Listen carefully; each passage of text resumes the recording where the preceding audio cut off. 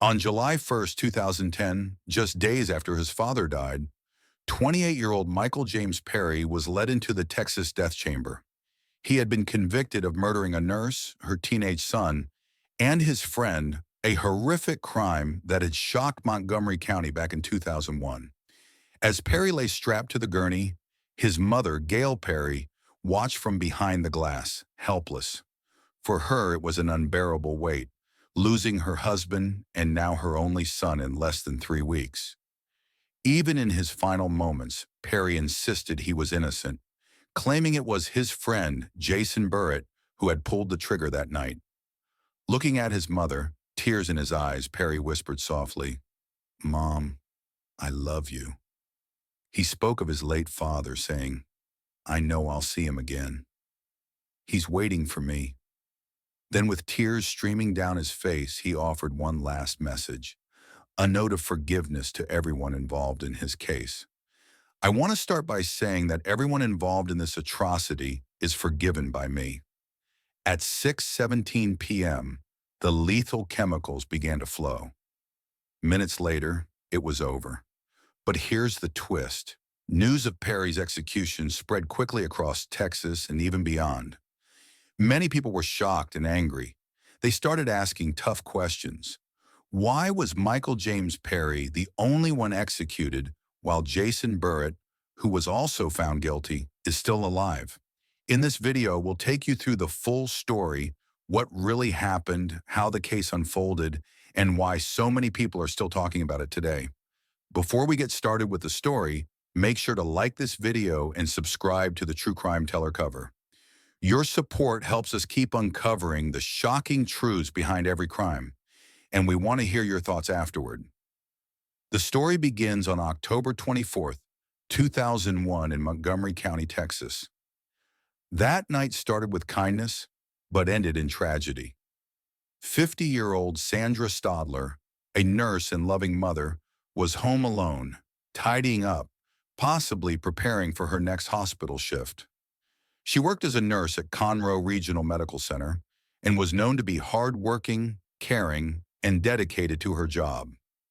Sandra lived comfortably. She had a beautiful home, a Camaro, and an Isuzu Rodeo, small signs of her success after years of hard work. But Sandra didn't know that two desperate teenagers were coming that night to steal her red Camaro, even if it meant taking her life. Her 16-year-old son, Adam Stadler, had taken his mother's Isuzu Rodeo and was out with his best friend, 18-year-old Jeremy Richardson. They were always seen together, not just best friends, but like brothers who watched each other's backs. Adam and Jeremy were likely just enjoying the evening, driving around, laughing, and having a good time, completely unaware that someone out there was already planning to end their lives before the night was over. Adam had no idea that Michael Perry, a young man he'd met only a few weeks earlier, would soon return to his home, kill his mother Sandra, and later take his and Jeremy's lives too. All because Perry and his friend Jason Burritt wanted to steal their red Camaro. Across town, Perry and Burkett were already well known to local police. Both just 19 and close friends, they were broke and desperate, drifting through life on petty crimes, reckless choices, and manipulation. But this time, they wanted something bigger. They decided they needed a car. They were tired of borrowing Burkett's girlfriend's truck. They didn't want just any car. They wanted something fast and flashy, something that would change how people saw them, and they weren't willing to get it the right way. They wanted a luxury ride, even if it meant killing for it.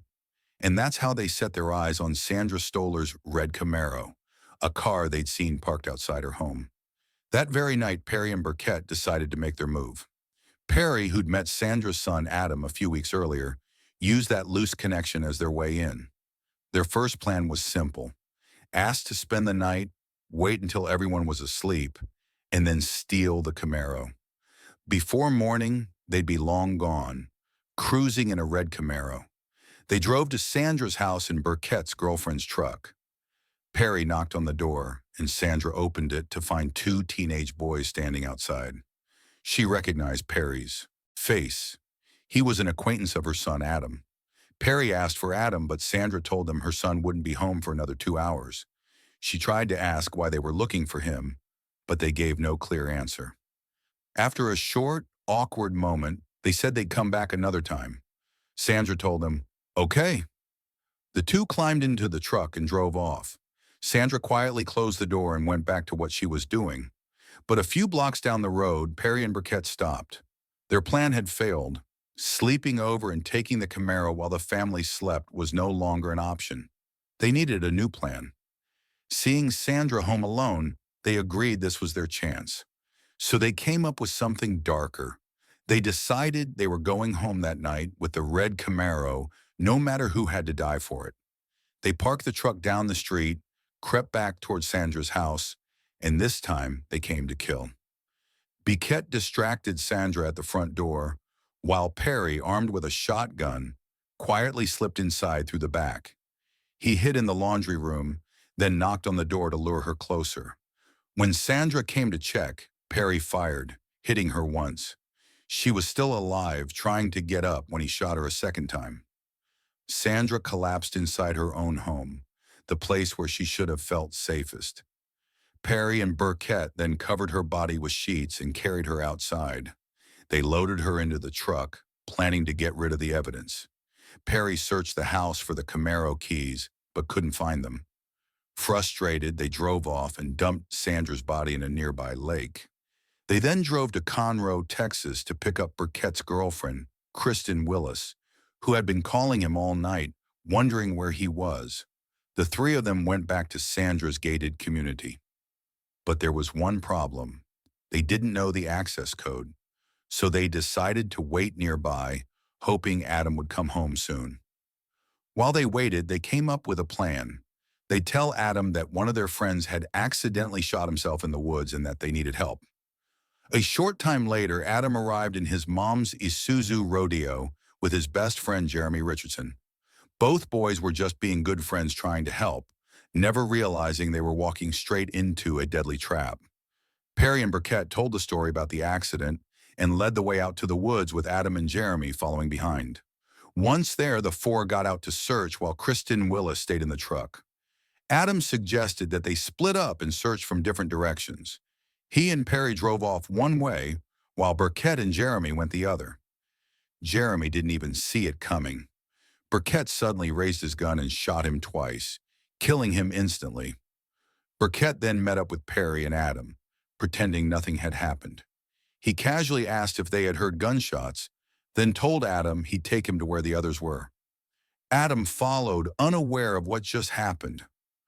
Moments later, Perry saw Burkett raise the gun again and shoot Adam 3 times. Perry went straight to Adam's body, searched his pockets, and found the car keys. He took them, and the two drove away in the Isuzu Rodeo. Meanwhile, Burkett's girlfriend, Kristen Willis, who had been waiting in the truck, got scared and angry. She drove off and went home. Burkett and Perry regrouped, went back to Sandra's house using the rodeo, and Perry grabbed Adam's wallet and the Camaro keys. He finally drove off in the red Camaro, the car they'd wanted all along. After killing 3 innocent people, Perry and Burkett cleaned up, got dressed, and went to a nightclub as if nothing had happened. On October 26, just 2 days after the murders, Michael Perry was out driving Sandra Startler's red Camaro, the same car he had killed for. A police officer spotted him commit a traffic violation and tried to pull him over. But instead of stopping, Perry sped off, leading police on a high-speed chase through the area. The pursuit ended when Perry crashed the Camaro and tried to run away on foot. He didn't make it far before officers caught him. When they asked for his name, Perry lied, claiming to be Adam Stoller, the 16-year-old boy he had murdered. He even had Adam's wallet on him as fake proof. Shockingly, police had no idea who he really was at the time and released him on bond soon after. The very next day, October 27th, the body of Sandra Stoller was found floating in a nearby lake, the same one Perry and Burkett had dumped her in. Investigators didn't yet realize that the man who'd just been arrested under the name Adam Stoller was actually the killer. 2 days later, when Perry heard on the news that Sandra's body had been found, he started to panic. He knew there was only one other person who could connect him to the crime: Burkett's girlfriend, Kristen Willis. Perry found her and pointed a loaded shotgun right at her. He warned her to stay silent, saying coldly, "I've already killed somebody. It won't hurt me to kill anyone else." 3 days later, investigators started piecing things together. They learned that the real Adam Stadler was Sandra's murdered son, and his car was still missing. Soon after, a sheriff spotted Adam's stolen Isuzu Rodeo parked at a truck stop. Inside were Perry and Burkett. When the officer approached, the two tried to escape, even hitting the sheriff with the car as they sped away. The officer fired a shot that hit one of the tires, and the rodeo crashed moments later. Perry's arm was badly cut from the wreck. Burkett tried to flee on foot, but didn't get far. Police caught them both soon after. During questioning, Perry broke down and confessed to the murders in detail, how it all started and how it ended. Even behind bars, Perry stayed violent and unpredictable. While waiting for trial, he attacked officers, shouted threats, and once became so aggressive that guards had to restrain him. In one struggle, he even tried to bite an officer holding him down. The trials of Michael Perry and Jason Burkett took place in Conroe, Texas, at the Montgomery County Courthouse, just north of Houston, the same county where the murders happened. To simplify the cases against them, Perry and Burkett were each only tried on one count of capital murder. Perry was tried for killing Sandra Stadler, and Burkett was tried for killing Jeremy Richardson, with the prosecution seeking death sentences for both of them. Kristen Willis was granted complete immunity in exchange for testifying against Perry and Burkett. During her testimony, she said she was scared of Burkett. Perry later tried to imply that Willis had gotten a deal since her father was a cop. Michael Perry's trial began in February 2003, nearly 2.5 years after the brutal killings of Sandra Stadler, her son Adam, and Adam's best friend Jeremy Richardson. The courtroom was filled with reporters, victims, families, and local residents. Everyone wanted to see the young man accused of committing a cold, calculated triple murder over a car. Prosecutors described Perry as a cold-blooded killer who murdered for a 1999 red Camaro, a symbol of greed and arrogance. They argued that Perry showed no conscience or empathy and was driven purely by selfish desire. But during the trial, people also learned more about Michael Perry's troubled past, revealing a long history of behavioral issues, instability, and defiance that seemed to follow him from childhood into adulthood. Perry's biological mother was a teenager who gave him up for adoption at birth. His adoptive parents, by all accounts, were loving and supportive. But from the very beginning, Perry was unpredictable and difficult to control. As a child, he struggled in school and was diagnosed with attention deficit hyperactivity disorder in first grade. By 7th grade, doctors added oppositional defiant disorder to the list. And by 8th grade, he was diagnosed with conduct disorder, a serious behavioral condition often linked to future criminal behavior. He was admitted twice to a mental hospital for treatment, but did not qualify for special education programs. Nothing seemed to work. By middle school, Perry's behavior worsened. He began skipping school, running away from home, and stealing from his parents. He broke into a neighbor's house, crashed his family's van, and even tried to sell his mother's jewelry. His parents sought help from multiple psychologists and psychiatrists, but therapy sessions and counseling made little difference. In 1997, at age 14, his parents sent him to Boys Town, a reform school in Nebraska founded by Father Edward J. Flanagan. The hope was that structure and discipline might help him turn his life around. But 3 months later, Perry threatened a staff member saying, "You people work here. I don't know why you work here. People like me are going to rape or kill your kids." After that, he was sent to the locked section of the facility for 4 months. Reports say he didn't respond to treatment or meet the requirements for mental health progress. Desperate to help their son, Perry's adoptive parents enrolled him in another private residential treatment program in Mexico called Casa by the Sea. The facility housed American teens with behavioral problems, many from troubled or wealthy families. Perry dropped out when he turned 18, and not long after, the Mexican government shut the facility down in 2004, following allegations of abuse and neglect. By then, Perry's parents had run out of options. After leaving the program, Perry ended up homeless in San Diego, California. In later interviews, he admitted that he was completely lost, saying, "I had no clue how to look after myself. I tried to get a job, but I had no idea. I had nothing." He described how an older man invited him to a drug-fueled party and later offered him a place to stay. That situation quickly turned into exploitation. Basically, I became a rent boy. As embarrassing as this is, if I had the choice between starving to death on the streets or selling myself, I was going to sell myself. Perry soon became addicted to drugs, especially prescription pills, and began stealing and selling whatever he could to support his addiction. Eventually, he returned to Texas, where his adoptive parents offered to take him back if he found a job and got clean, but Perry refused. Instead, he went back to stealing, dealing pills, and spiraling deeper into crime, a path that would lead him straight to murder. That was when he met Jason Burkett. The two quickly became friends, drawn together by their similar lifestyles and shared troubles. In October 2003, Jason Burkett was also found guilty of capital murder. But when it came time for sentencing, his defense team focused on his deeply troubled past, hoping to save him from the death penalty. Psychologists and family members took the stand, describing a childhood filled with neglect, violence, and abuse. Burkett's mother used meth while she was pregnant with him and often left the children to fend for themselves, relying on food stamps to survive. His father, Delbert Burkett, was a career criminal who terrorized the family. Burkett grew up watching his father beat his mother, shoot her with a pellet gun, and even rape her. He was also beaten by his older siblings. Despite all that, Burkett still admired his father, but Delbert's crimes eventually caught up with him. He was sentenced to 40 years in a Texas prison for indecency with a child. During Jason Burkett's trial, his defense team brought Delbert in from prison to testify. In a tearful plea, Delbert begged the jury to spare his son's life, admitting he had been a terrible father who ruined his family.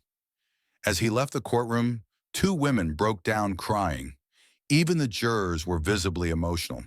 When the jury began deliberating Burkett's sentence, they were split. 10 voted for the death penalty and 2 voted for life in prison because a death sentence in Texas must be unanimous. Those 2 votes saved Burkett's life. He was sentenced instead to life in prison with the possibility of parole after 40 years. Years later, Burkett said that hearing his father's apology was the only time he broke down in court. The hardest part was seeing him realize what he'd done. Jason recalled, "I cried that one day and that was it. The whole trial, even after conviction, the only thing that hurt me was my dad." But for Sandra Stahler's daughter, Lisa Balloon, was not swayed by the history of Burkett's childhood abuse, neglect, and drug addiction. She said that while she did not necessarily want Perry or Burkett to be put to death, she thought the alternative life in prison with parole eligibility after 40 years. Texas did not have life without parole at the time of the murders was too lenient, and that all the testimony proved to her was that Burkett was irreparably broken. Michael Perry's execution was scheduled for July 1st, 2010 at the Huntsville unit. The oldest prison in Texas, in the same place where the state carries out all its executions. That evening, Perry ate his final meal: 3 bacon omelets, 3 chicken enchiladas, and 3 cans each of Pepsi, Coke, and Dr. Pepper. He was calm but emotional as the time drew near. Just minutes before the lethal injection began, he gave his final statement. "Yes," he said, I want to start off by saying to everyone that's involved in this atrocity, they are all forgiven by me. He then turned his eyes toward the witness room where his mother was standing behind the glass. Tears filled his eyes as he said softly, "Mom, I love you." His voice cracked. "I'm ready to go, Warden." "Coming home, Dad. Coming home." Dad Perry's adoptive father had died only a few weeks earlier, and those final words, "Coming home, Dad," were his way of saying goodbye. Moments later, the chemical began to flow, and at 6:17 p.m., Michael Perry was pronounced dead. He was 28 years old. After the execution, Sandra Stadler's daughter, Lisa Stoller Balloon, said she took no joy in watching Perry die. She even expressed sympathy for his family, but she also said Perry's final claim of innocence, insisting he was not guilty, only confirmed for her that the jury had made the right decision. I needed to look into his eyes and see if he was the monster I thought he was. Lisa said he was just 19 when it happened, and I wanted to believe maybe he wasn't that person. But when he said he was innocent, I knew he was lying. I knew justice had been served. As for Jason Burkett, his story didn't end there. Over the years, he filed multiple appeals, all of which were denied. In 2018, his name made headlines again, this time after his girlfriend was caught trying to mail him meth inside the prison. Burkett remains behind bars today, serving his life sentence. He'll be eligible for parole on November 1st, 2041, 40 years after his conviction. The man who saved his life, his father, Delbert Burritt, passed away on June 6, 2022, at the age of 66. Despite everything, Jason often said he would never forget that moment in court, the day his father begged for his life, and in doing so gave him a second chance to keep living. But here's the thing. Not everyone believes justice was truly served. Michael Perry was executed for killing Sandra Startler. Yet Jason Burkett, who murdered both Adam Stoller and Jeremy Richardson, was spared. Perry was put to death while Burkett is still alive, serving a life sentence and even eligible for parole in 2041. Perry struggled with serious mental and behavioral issues from childhood, conditions that likely influenced his decisions. Still, he faced the ultimate punishment. Meanwhile, Burkett, who grew up in an abusive home with a violent father, was given mercy. All because that same father, a convicted criminal himself, stood before the jury and begged them to spare his son's life. And they did. So here's the big question. Do you think that was fair? Should both men have faced the same punishment? Is growing up in a broken home enough reason to save a killer's life? Or was the system right, showing mercy to one and justice to the other? Was justice truly served in this case? Let us know what you think in the comments section below. And if you find this channel insightful, please like this video and subscribe to support the community.